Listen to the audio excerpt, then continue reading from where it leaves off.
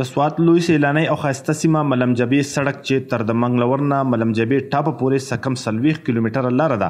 د تیرو 3 کالو راسې کنډې کپرې ده یو اړخ ته که دغه سیمه کې د واورو لوبې کیږي او د اربونو روپو پکې چیرلیفټ لګېدلی نو بل خوا په لکونو خلک پکې آباد دي د سیمې خلک او ورغلي سیلانیان وایي چې د روډ خرابتیا له وجې دوی ته ډېر مشکلات دي روډ د لاسه موږ ته هم تکلیف دی میلمنو ته هم تکلیف دی ډېر لرې ځای نه خلک راځي او دې ته ډېر زیات ضرورت دی چې مطلب دا روډ وکړی شي او په هر صورت مطلب په سوات کې د ټولو نه ښایسته ځای ملم جبه ده مونږ چې کوم دی د دې کیمرې په توسط باندې ستاسو په توسط باندې چې کوم دی بره چې کوم حکمرانان دي مشران دي لیډران دي د دې علاقې چې کوم امپیګان او امیګان دي هغوی ته دا وایو چې دې روډ ته دې توجه ورکړلی شي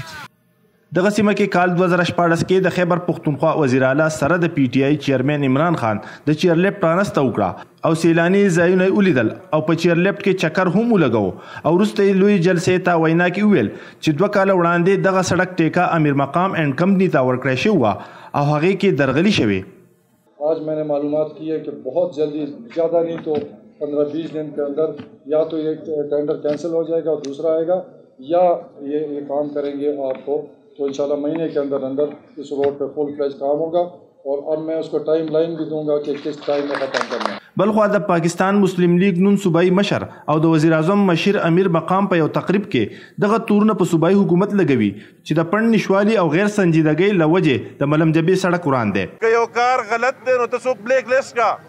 ته هغه کمپنی بلیک لیسټ کا تر هغې خلاف ایکشن والا ته به بل چا جوړ کا ته بل ځای ته لاړ شه خو که ته خامخا د سوات د خلکو سره دښمني کوې دې خلکو څه جرم کړی زه په دې نه یم پوه چې یو معمولي غونې پراجیکټ تا منظور کړی دی او د هغه پراجیکټ دلته دا نو انتهایي د هغوی لپاره قابل شرم او قابل افسوس ده چې تر اوسه پورې په هغې څه عملي کار آغاز ونه شي هر څه کوي خو د صوبې او مرکز ترمنځ شخړې د ملم جبې ولس او سیلانیانو لپاره لویه ستونزه جوړه کړې ده او ځینې ولس وایي چې دا سړک 3 کاله وړاندې د جوړېدو نه مخکې ډېر ښه و ولې د حکومتي چارواکو د جګړې له وجې نور خراب شو د سوات دغه سیلانی سیمې ملم جبې ته په سلګونو میلمانه د سیل لپاره راځي ولې دغه ټول سیلانیان د خراب روډ د وجې نه سر ټکوي او د حکومت سره غوښتنه کوي چې دغه روډ دې جوړ کړی شي د کیمرامین مهلي شاه سره نیاز احمد خان مشرق ټي وي ملم جبه سوات